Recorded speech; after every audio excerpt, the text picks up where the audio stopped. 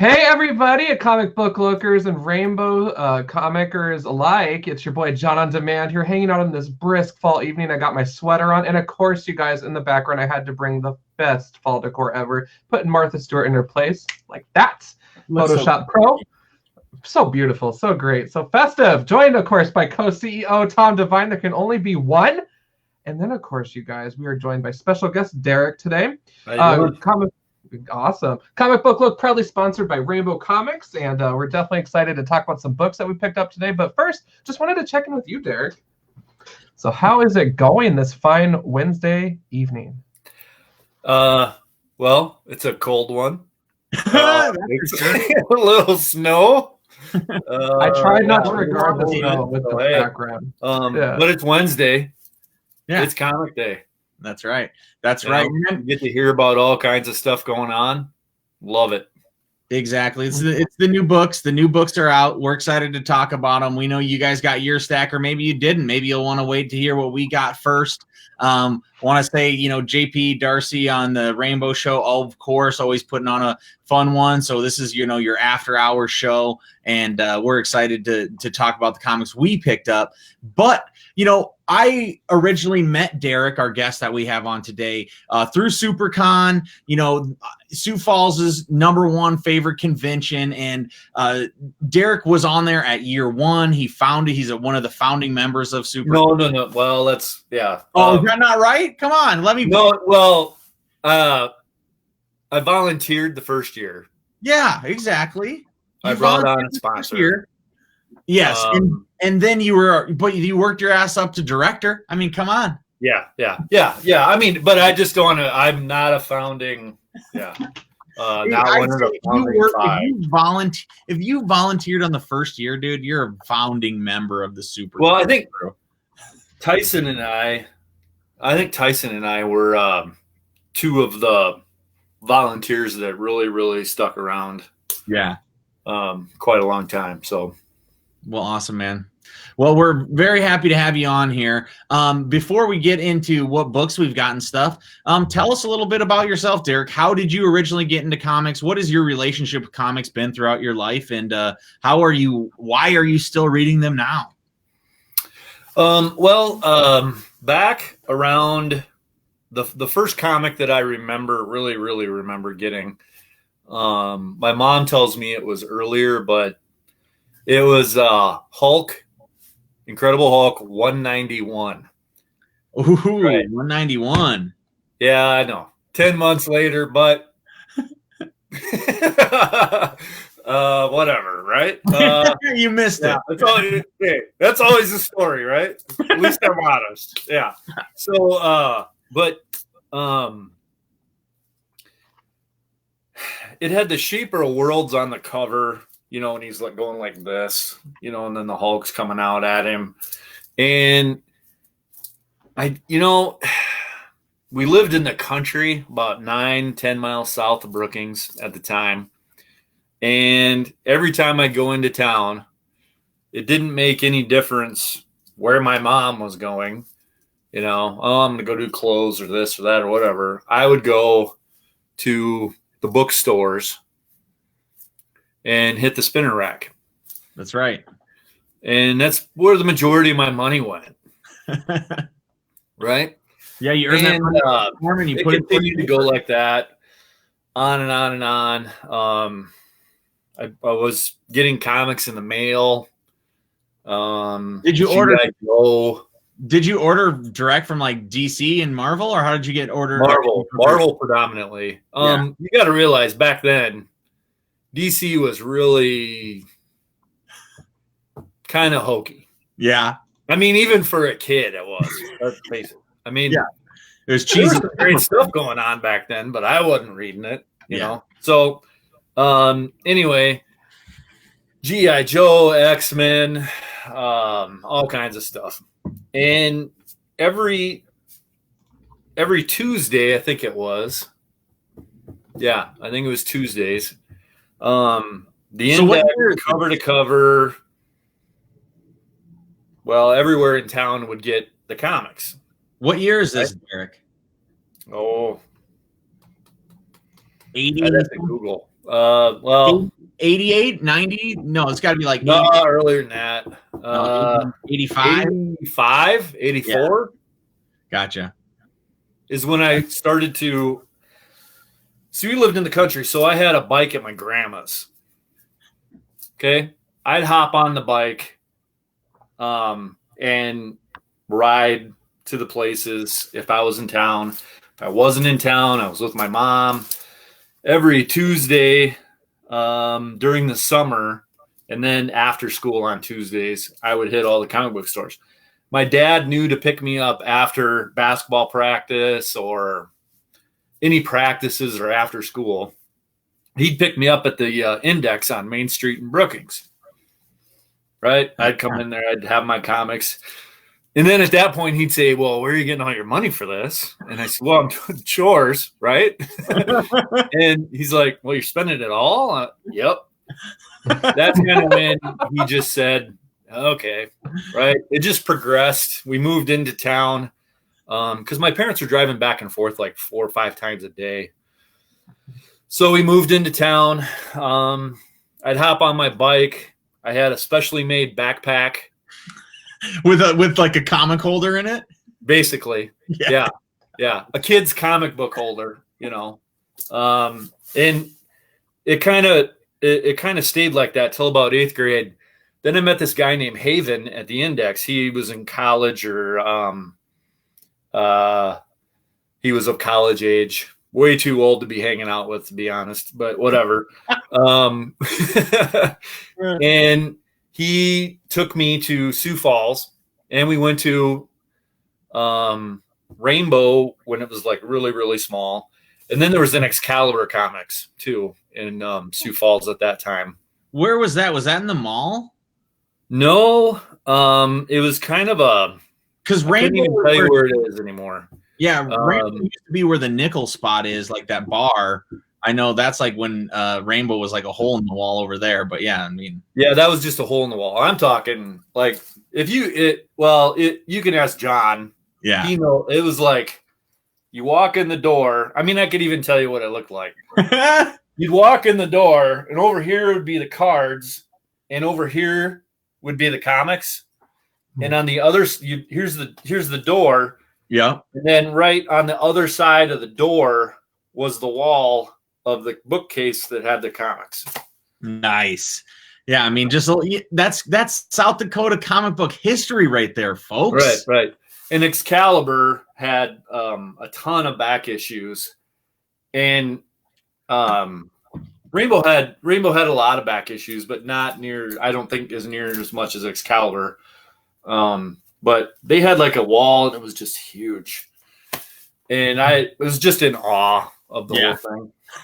But so about once a month or something like that, we would go there. And I mean, I remember seeing really late prints of Teenage Ninja Turtles on the shelf. Wow. Flaming Carrot. You know, all those. And, but I would still pick up the majority of my stuff in Brookings because. Yeah, you got your where I was. Yes, man. You're going to Index. That's what it is. Yeah. And then when I was a freshman or a sophomore, I think a sophomore, all those prestige format books came out. Dark Knight Returns, V for Vendetta, all of that stuff started to come out. And I'm at that age, if you understand V for Vendetta, yeah, it's way over your head. You are super intellectual, woke, you name it. I don't know what to say. I didn't get it. Yeah. Right? Yeah. Totally. But I mean, I got Dark Knight Returns. I thought that was really cool. I remember talking to my dad and saying, hey, Dad, in November of 1988, hey, Dad, Punisher War Journal #1 and Wolverine #1 came out in the same month.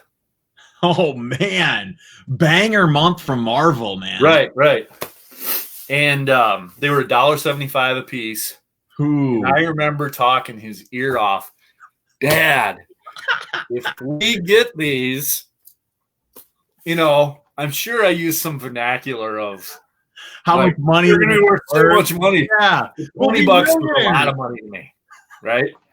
At the time. Yeah. So fine. he bought them all. How many?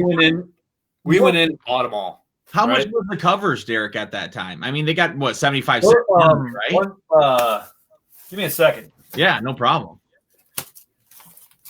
Digging into the boxes, boys. This is actually one of them. I was gonna say you don't want to see all the slabs that Derek has. Oh, right.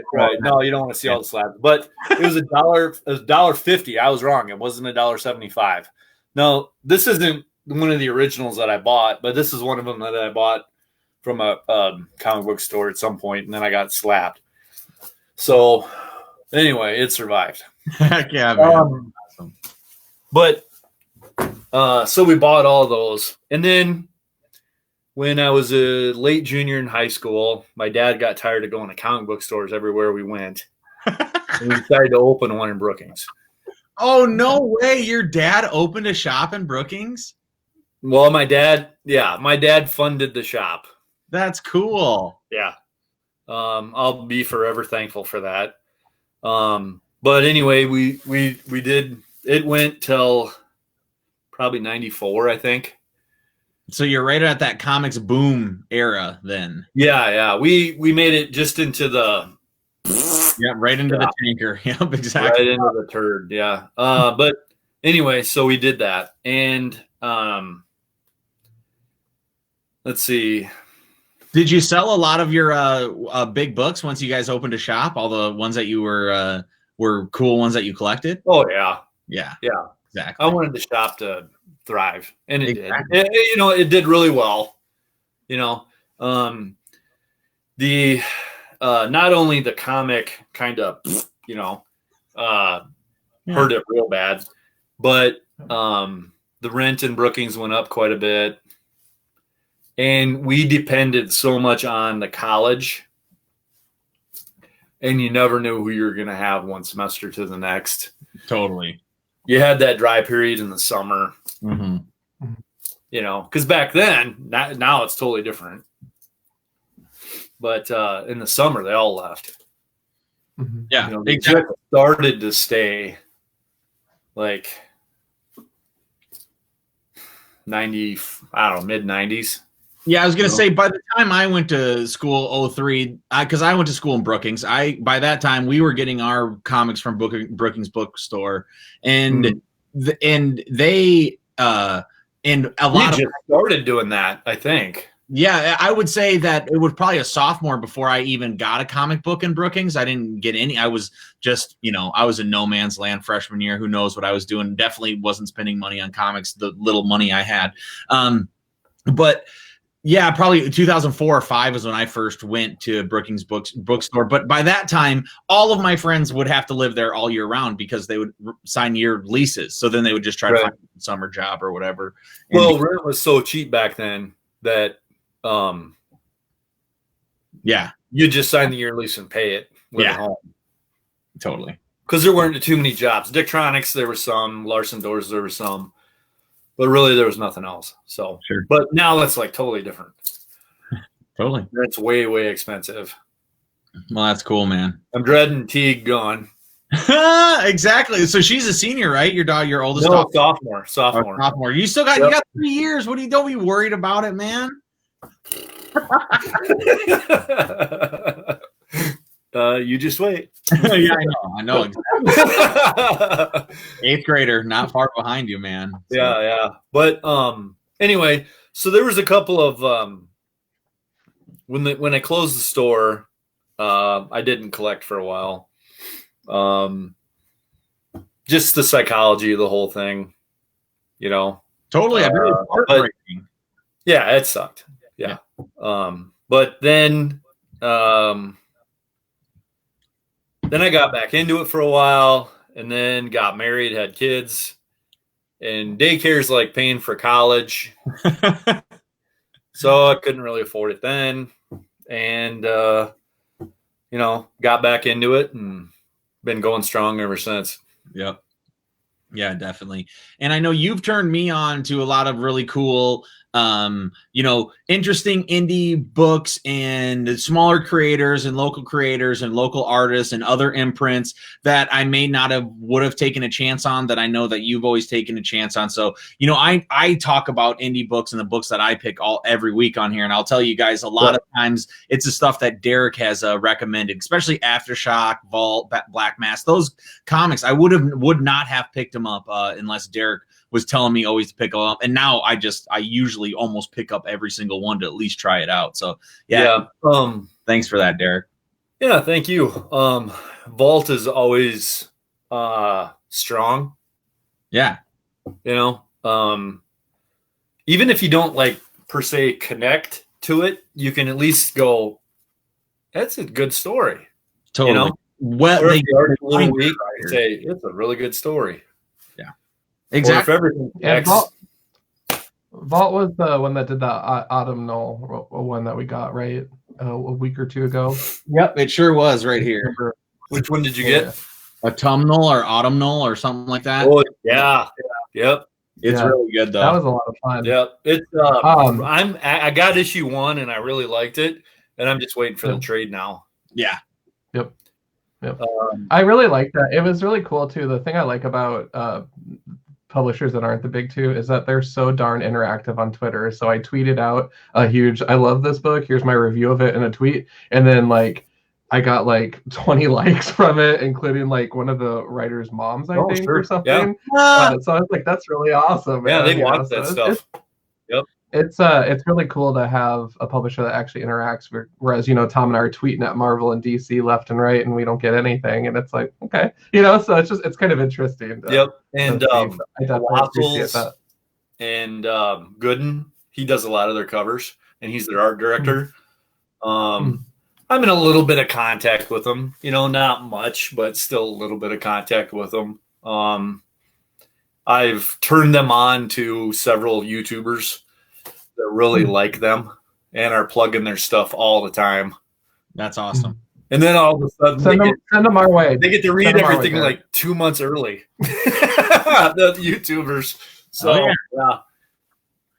But we know how it is. We've been doing this for a while. We used to have access to Boom's catalog. So we would get Boom's catalog a month early, and we could just log in and then download every Boom book. And that was when Boom wasn't putting out that many books that we wanted to, so we barely ever used it. But we probably should. Boom has tightened down on that quite a bit. Oh yeah, I mean, now they're get big money publishers and big money artists and stuff like that now. So they're run at her. I would say,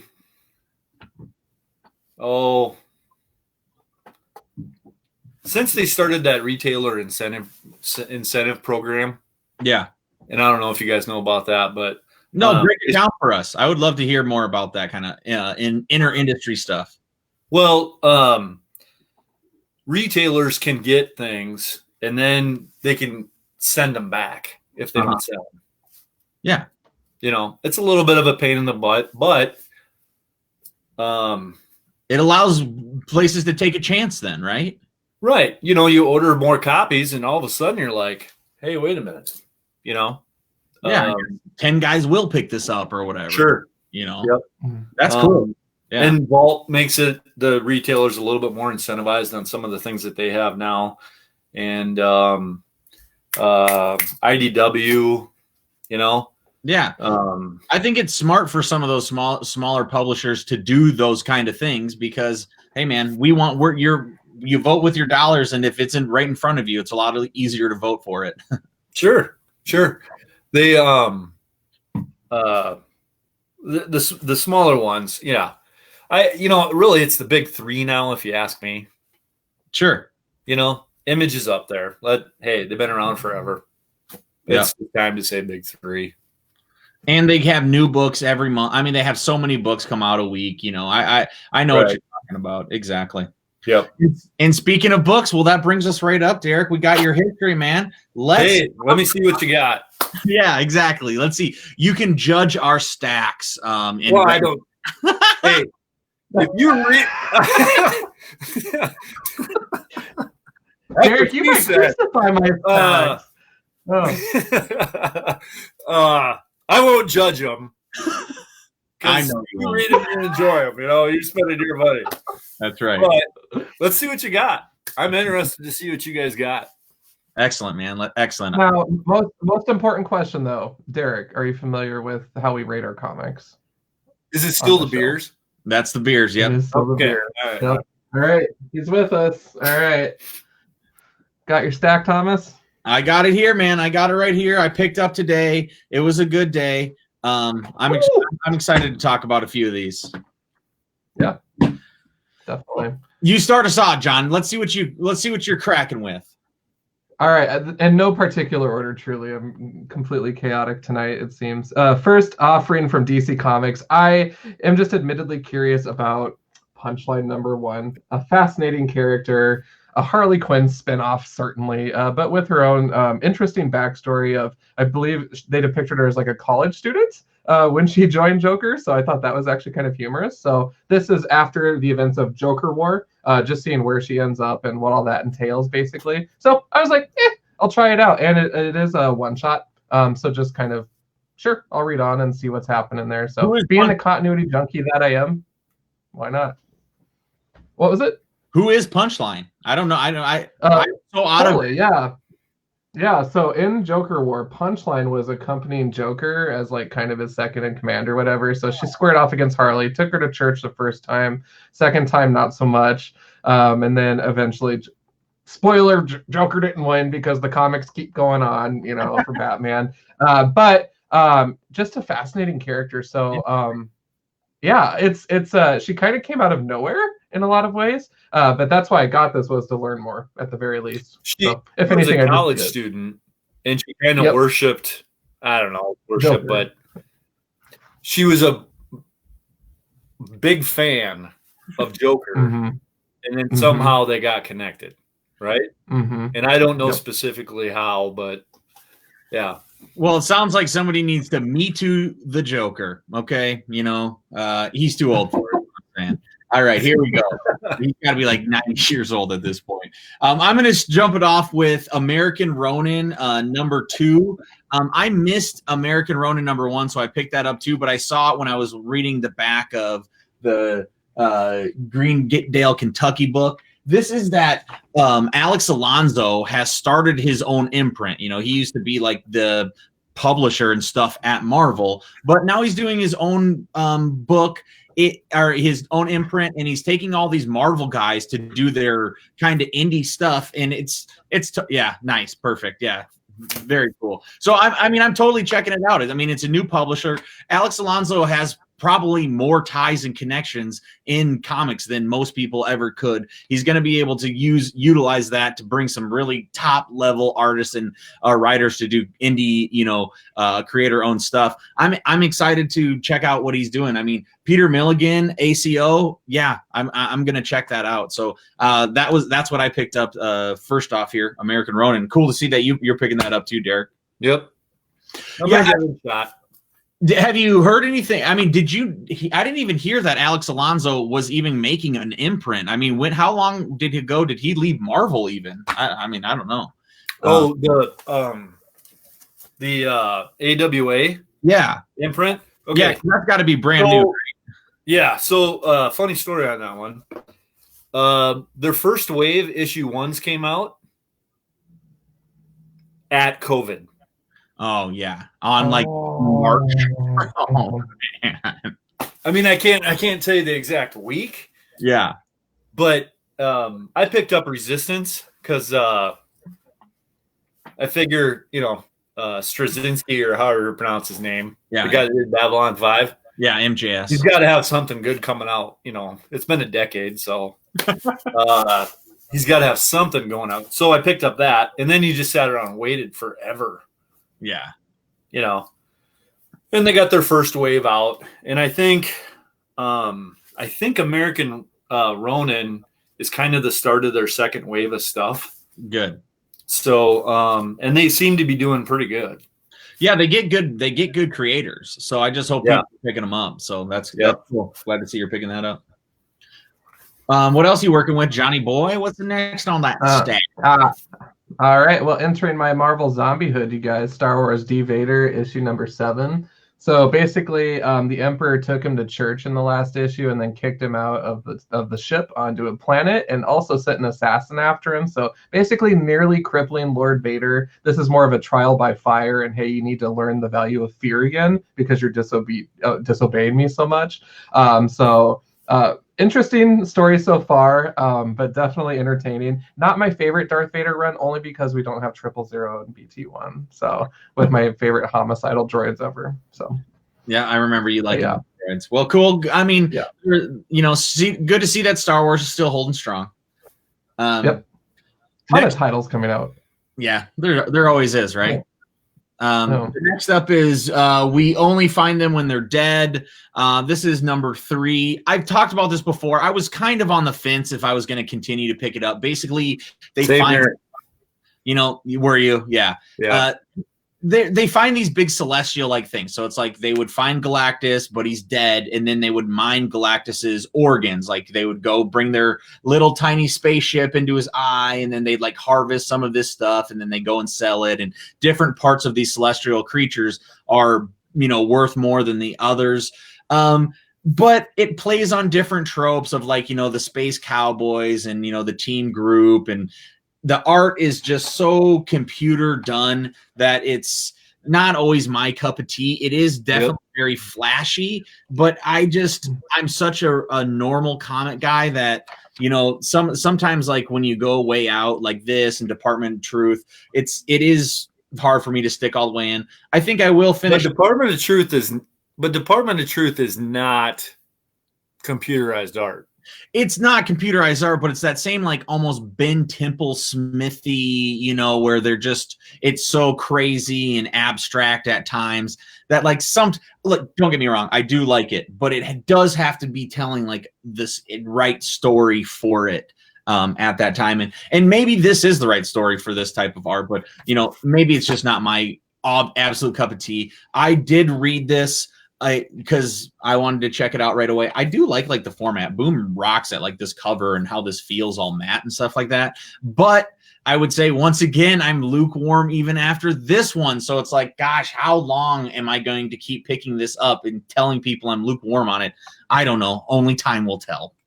3 out of 6 beers. Are they doing 4 or 5 issues of that? I would say 5, right? Because it doesn't say to be concluded. Doesn't say that? I don't think it does. Yeah, it says continued still. So yeah, I think it's got to be 5. I'm sure they'll just. Yeah, I think they're doing arcs on that one. Yeah. Yeah.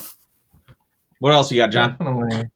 All right. So up next, you guys, I had to go with the sexy cardstock cover of Detective Comics issue 1030. My boy Bruce just getting into the whip on the cover.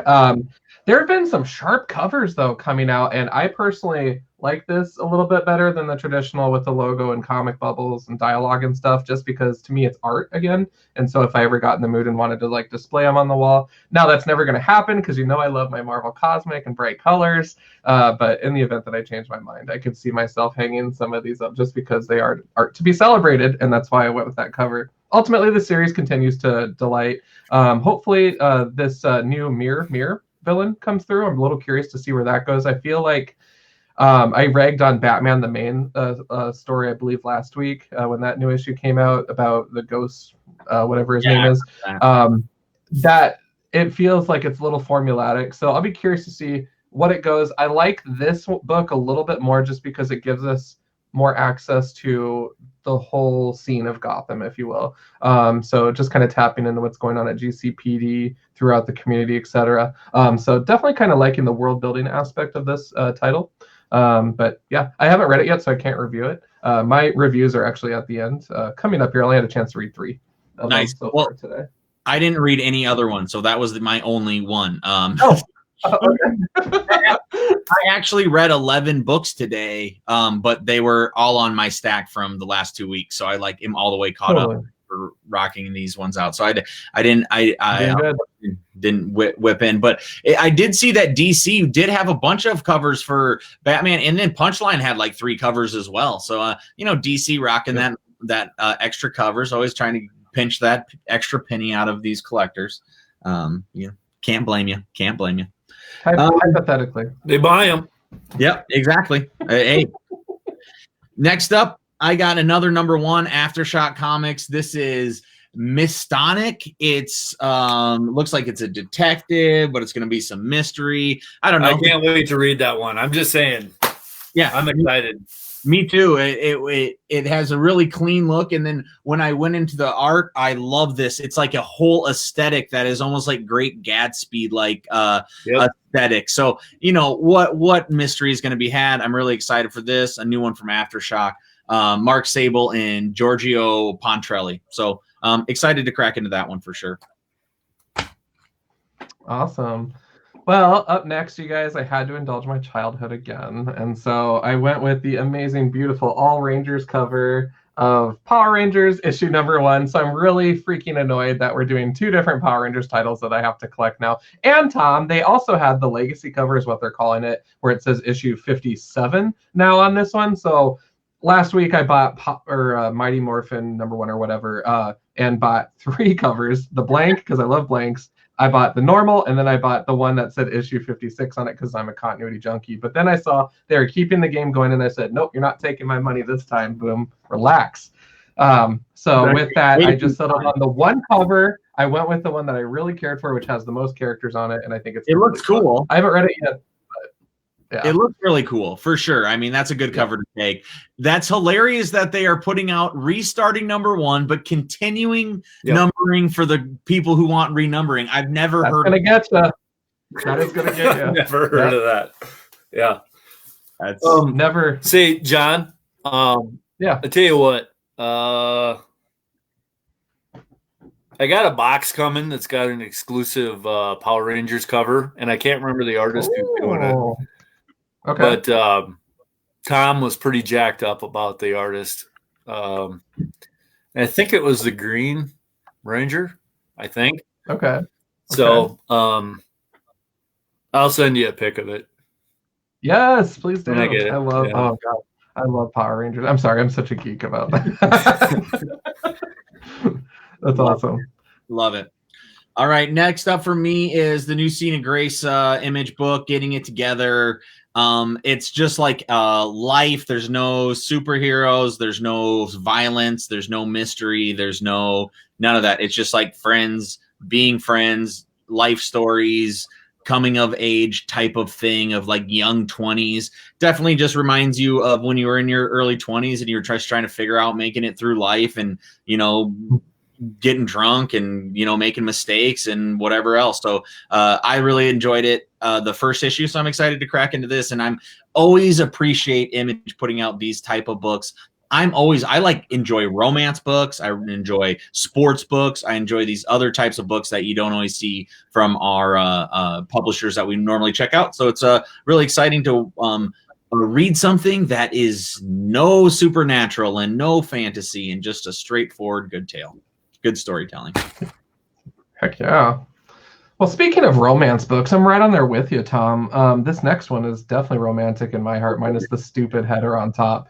Wolverine issue 7. I got the coffee cover because I used to love coffee a lot, but it just was so funny and random. So, Derek, every time we film, I complain about this dumb header because it used to be the solid blue one that just ate the cover away, like it's total detractor. So the black one I feel is a little less obnoxious and disruptive, but I could still honestly do without it just because I love seeing the whole cover as much as possible, which is probably why they sell the Virgin covers and cost $20 million. But with that, I haven't had a chance to read this particular installment of X of Swords, but I did read the other 2. So I'll be getting into those on my next round, but definitely excited to read this one as well. Overall, I would say that, Derek, the whole Powers of X, House of X, whatever, Krakoa, Resurgence of X-Men, all the books to me have been just such a heartwarming experience because X-Men's gone through a series of really bad runs where they suck. And I didn't even collect them. And so I feel like I'm missing out on some history. And then I look back and I'm like, nah, a couple hundred says I'm not. And so I'm really happy with the reboots. It's been really a lot of fun. So I'm collecting all the series right now, 3 or 4 issues a week, it feels like, and just trying to keep on top of it. My short box, specifically Powers of X and House of X themed, is about just over half full right now, so I'm just kind of worried that I'm going to hit capacity and then have to buy another one. So we'll see. I got in a discussion about Hickman with a few people, and I was sitting there describing it, and then another guy, he said, it's like Hickman. He said, I'd like to read a Hickman novel. Mm-hmm. He's got so much going on that he goes, it may actually be a better novel than a comic. Yeah, I see because he is such a world builder and he ties 87 threads at one time. Yeah, I mean, I agree. That's what makes him a strong comic writer as well, because it is fun to do. But you're right, as in, you don't get 3 good issues of Hickman. You get, these issues are good, but you need 25 issues or 50 issues or 100 issues before it's, you get his full story. So I understand that. I believe that. But yeah, he what was that image title he was doing? I dropped it, but Decorum. Yeah. They were all talking about that.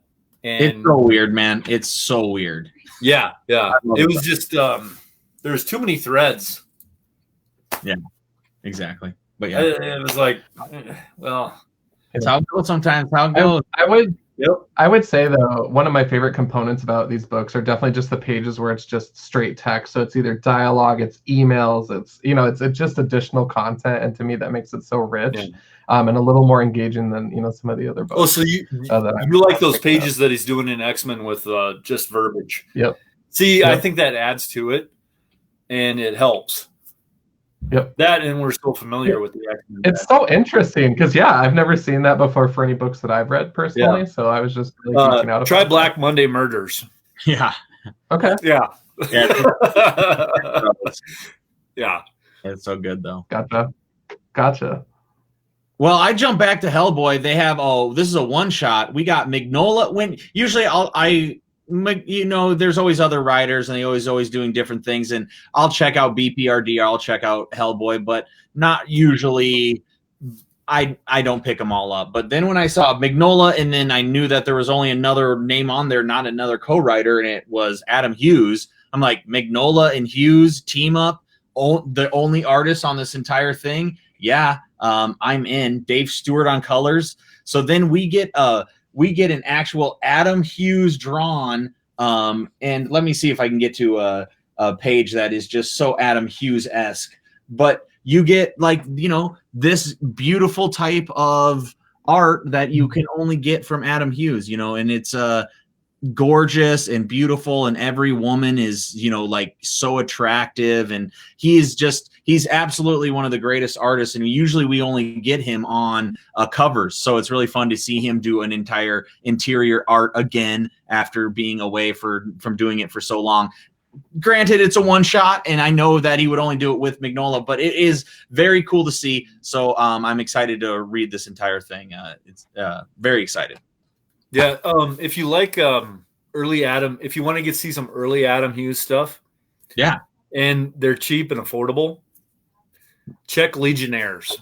All right, Legionnaires, man. I'll make the note right now. Yeah, you can look it up on Wiki and whatnot on what issues he did. Sure, he did some covers, and I think he did some interiors on that too. But they're really cheap. Nice. Well, cool, man. John, I got 3 more, but 2 I'm going to bundle together. So you guys guessed it. X of Swords parts 14 and 15. So Excalibur issue 14 and Marauders issue 15. Woo! First of all, let me say that the fact that we're saying numbers 14 and 15 of some of these series is so refreshing, because some of those series, like Fallen Angels, was like a 4-issue run, it felt like, and then Marathon, and so I wish that more of them would have hung out longer, because I don't know, they mattered, but at the same time, it's like, no. So I'm really glad I stuck with these in regards to this specific event. I will say that it's really weird as a collector when I believe Marauders 14, if it didn't come out last week, which I think it might have, it came out certainly the week before, but it just feels like boom, boom. And the other weird thing, we were talking about just Hickman in general, sometimes it feels like some of these books, the titling is pointless. So this really isn't an issue of Excalibur or an issue of Marauders. It really is just the same 16 people book to book to book telling the story. Well, it's a So I just feel like it kind of stole the series a little bit. I don't know. Like everybody's in there, and like Excalibur, they make sure to give Jubilee and Shogo, the baby dragon, their cameos or whatever. But it definitely is just kind of a different formula, I guess. I can't say that it's bad, but it's just kind of like, So on the flip side, the good news is with the frequency of these coming out, we're going to get through this event like at warp speed, because we're getting like 3 parts a week. So that's exciting too. Ultimately, I am liking it. I'm not going to actually tell what happens in the issues just because people probably haven't had a chance to read it yet for those that picked up. But certainly enjoying it. Just kind of some mechanical oddities for me as a collector. Yeah. Beer rating, 4 out of 6. That's good. Yep. That's good. I mean, I see what you're saying, but it is always cool to see like a creator get the keys to a kingdom like X-Men and then just take over all the books and just do it. So it's always fun to see that every once in a while. Well, there is no loose crossover. Yeah, exactly. No. I mean, how many times have we bought crossovers? And then it's and hypothetically, like what? Yeah. Okay. The crossover. Yeah. Exactly. So yeah, I mean, I think that's cool. I say go with it, and I like Hickman, so do it up. Next up, Bill and Ted Are Doomed, number 3. This is super dumb and silly, but I like Bill and Ted. I have the old Marvel issues that Evan Dorkin wrote. I like Evan Dorkin. He's writing this one again, so it's like I'm on it. Still fun, still stupid, and Bill and Ted continue to rock, and be excellent to each other. That's awesome. All right, well, my last one I did have a chance to read, and this one was actually a pleasant surprise and kind of turned the whole series around for me. Strange Academy, issue 5 from Marvel Comics. Very fascinating story. I love learning about new parts of the Marvel U, so that's why I love like Atlantis Attacks with the Far East characters, getting to know Arrow and Swordmaster through their solo series, New Agents of Atlas, etc. Just so fun. Strange Academy takes us to the magical side, and getting to know some of the kiddos. And I love younger books, so like Avengers Academy was just such a fun one. New Mutants back in the day was just so fun. Getting to know these young characters, and my hope is that these characters will continue on or maybe appear in other series down the road, so that Marvel can help build them up. This particular issue was just hilarious to me, all in all. And again, I won't go into specifics on what happened, but I gotta call out these pages at the end are a riot. This is Scarlet Witch's faculty inbox, and they literally have messages from like Magneto saying quality time is the subject line. Wanda, I know I may not be your actual father, but I'd still love to catch up with you. And Pietro was one. An email from Steven Rogers saying Avengers Reserve member training. Hey, just a reminder, we're having this annual training or so. So it's just the funniest little nods throughout the Marvel universe. And I think that it's that quirkiness that Scotty brings to his work that makes the book a lot of fun, and each of the characters does do a good job of shining. So now I'm starting to like become a big believer. At first I was curious, just kind of checking it out, and now I'm like I kind of dig it. So that's cool, man. Beer rating strong 5 out of 6 for sure. Nice, that's a good one. Yep. All right, I got that one too. Oh, did you? Cool. Yeah. It's That's awesome. After you read a heavy book, yeah, it's nice to read something like Strange Academy. Yep. Because it's just so quirky and lighthearted, and that's why I like it. It's fun. Yeah, you need those beach reads. I don't think this next book that I have is going to be it. Like this is new number 1. This I picked up just because they're really trying to, trying hard to, be shocking right away, and it's called The True Story of Janie Covered Up, Hot Valley Days and Cocaine Nights, Part 1 of 3, Antarctic Press. Who knows? It does have like this gloss cover on her and then matte on everything else. I don't know if you can kind of see that. That's kind of cool. It's definitely thick. I opened up the page and they were like dealing cocaine on one of them. So I was like, well, you know what? Let's check this out. The art looks fine. I've never heard of this. Have no idea what I'm getting myself into, but I'll find out when I read it. So that's Antarctic Press does have some out there stuff. It definitely is.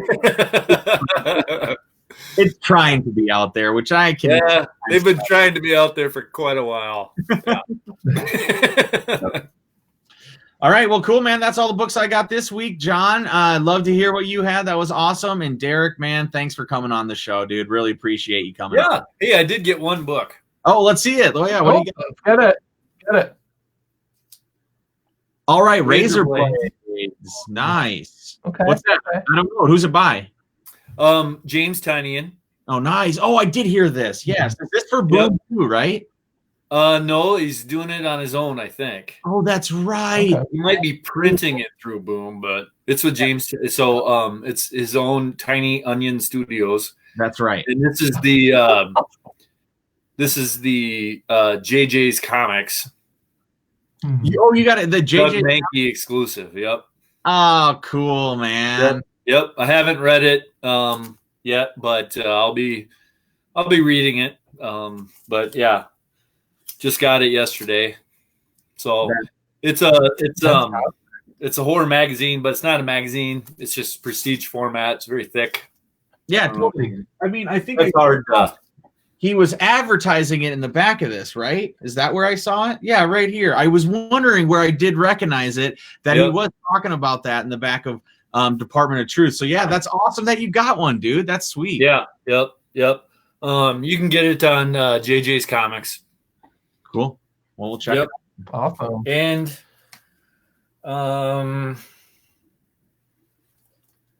show you.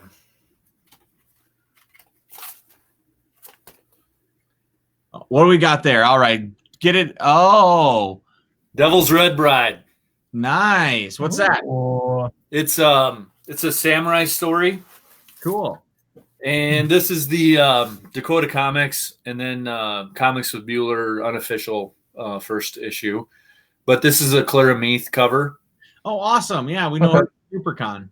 Yep. And there were 625 issues, and a lot of them have sold. All of I think Dakota Comics, they're out. They sold them out.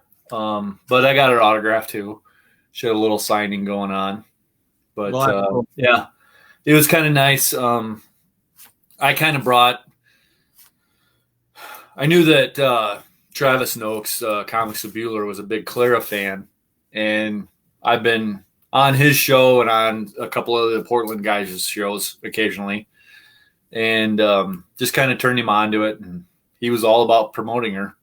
That's awesome, man. So this comic is in like all 50 states. I'll scoop it up. I'll go find her. Yep. I mean, anything that she does, I do want to support for sure. So yep. And they're doing another one too. Knock 'em Dead. Elliot's book with Aftershock. It's a comedian that he talks to dead comedian or a few of them. Yeah, I saw material. I saw it on Twitter. So he was just saying that you have pre-order now for it. So I'll be picking it up as soon as it's out for sure. Yep. But that's Bueller. Travis said he sold out, and so that's on DakotaComics.com. Excellent. So people check it out there. Sure. And anybody reading this? What is it? We live. I'm not reading it. Some aliens come down to Earth and say, "Give us 500 kids." Oh, is this one from Dark Horse? Maybe. No, Aftershock. Oh, this is from Aftershock. Gotcha. Yeah. No, I haven't heard of this. I'll have to check it out. Yeah, it's the cover is fantastic. The artwork on the inside is I think it's fantastic. For a first issue, it was a really, really good read. Little deep, not terribly deep, but yeah. I like that. Nothing wrong with that. Well, cool, man. Thanks for showing us what you're reading right now and what you're checking out. New stuff for us all to see. One other thing here. Oh, I wanted to show John. Oh yeah. Yep. Yes. That's awesome. Is this the one where it turns out it's not really him though? No, it's the first It's not really the Thunderbolts. Hulk. Right, but like it wasn't really the Hulk, like it was Yeah, I think it I don't was know if it's like somebody a else. robot Yeah. or imposter or something. Yeah. No, oh god, I love that classic Thunderbolts theme. Derek, Yeah. you know that. Don't I get me thought you going. might find that pretty neat. Uh, And then I am reading Firepower. Yeah, I've heard a lot of good things. That's like Garrett's favorite book at Wednesday Comics. Yeah. They had a trade come out first, and now they're issue 3 or 4. Well, I know I've got 4, so maybe 5's out, but it's a good one. I mean, Insomni is such a good artist, man, that it's like I should have picked it up, but I like didn't pick it up because I didn't pick up the trade first. So then I thought I was going to be lost, and now that everybody's talking about it, it's like, man, I should have picked. Of course, Somni and Kirkman. I should have known. Yep. And then another deep read. Yeah, I'm getting Department of Truth. Yep, me too. The art you got to warm up to, but wow, it's pretty deep. I love conspiracies anyway, and I always, I like the toying on. We've heard it with Santa Claus forever, right? It's like if you believe in him, he's more real and all that. And then like that book Unwritten, where it was like Tom Taylor was Harry Potter kind of, and his dad like thought him into life. And so I've always liked this kind of trope where it's like the human consciousness, if it believes things all together, then they become more true or less true or different things like that. Or, how gods, if a god believes in you, then you are a powerful god. If you have less people, that's always like a thing. But then putting it into real world conspiracy theories it's a really good premise for a comic, man. So yeah. Stillwater. I think that's pretty good too. Yeah. I'm checking that out too. Yep. Heavy with Vault. Yeah. That's pretty crazy, huh? Just it is assassins, kind of, Yep. Yeah. Yep. Well, there's assassins, but the Zodiacs are the ruling of over all these other people. Yeah. And how that all works and everything. It's well thought out. Yeah. No doubt about it. Yep. Well, cool, man. All right, let's start shutting it down. It's been long enough. We've been holding these people's attentions. Derek, once again, man, I appreciate catching up and showing us what you're doing and coming on. It's always good to hear from you and get some good advice on some good comics. So thanks a bunch. Yeah, thanks. Definitely. Well, thank you. Yeah. Also, Derek, for your perspectives and everything. And I enjoy our visits too. I remember we talk Galactus and run into each other randomly throughout town or playing Pokemon Go when it's nice out. So hopefully once COVID alleviates, we can all get out and about and stretch the legs a little bit. But definitely really cool community here in Sioux Falls, you guys. Definitely feel free to continue the conversation with us. So I'm @John on Demand on Twitter, @Tom Studevine. And Derek, you before we started filming, you were kind of visiting about some of the projects you were involved with online.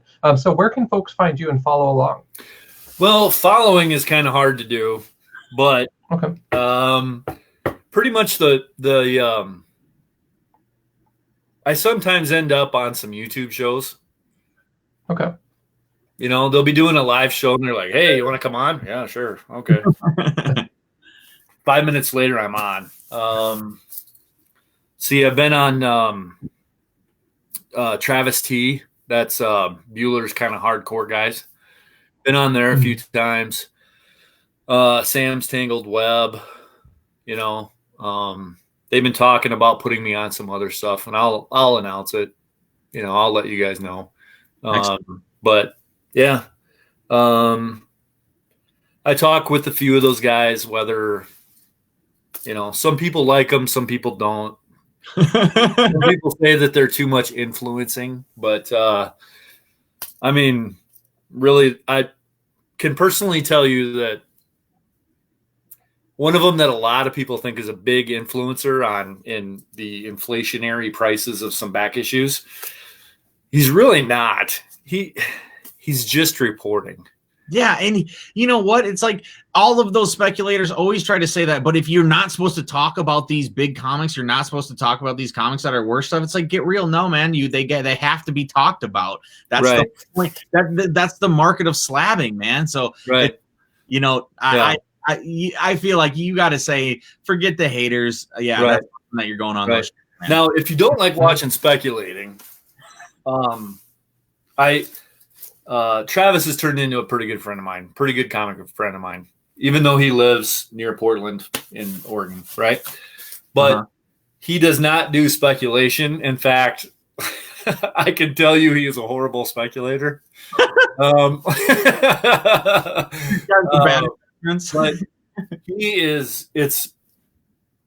he'll tell you if he doesn't like it, and then that's it. Yeah, I didn't really like it. Yeah, nothing wrong with that. Right. Yeah. He doesn't trash anything. He doesn't, he doesn't slab. I think he's actually going to slab something though. But it's pretty much just all positive, Yeah, and awesome. He's got one of the best. Well, he's got the best, most viewed Wednesday show with all the different covers. Oh, really? He tries to find all the store exclusives, all the covers, all the companies. That's cool. Yeah. Well, I'll definitely check it out because I don't think I've watched them. So very cool. We'll look out for you on them. Yeah. Definitely. All right. Well, we'll shut it down here, you guys. Of course, a comic book look sponsored by Rainbow Comics, and happily so. Love the local love. If you're in Sioux Falls, say howdy to them. 42nd in Minnesota. And if you're in Lincoln, Nebraska, swing by and say hi. With that, you guys, we're going to go ahead and call it a Wednesday evening, but it's a beautiful day, Comic Book Sabbath. And of course, you guys, it's your boy John on Demand. We got Tom and Derek. Thank you again for your time this evening, joining in some good discussion. That's what it is right now. That's what we all need during this strange year of 2020. But looking forward to having you back on the show to talk about more comics anytime in the future. Definitely. All right. Well, you guys know the drill. As always, we're going to wrap it up, rub our hands together, make some 605 magic, and say, keep it comics for sure, man. Boom.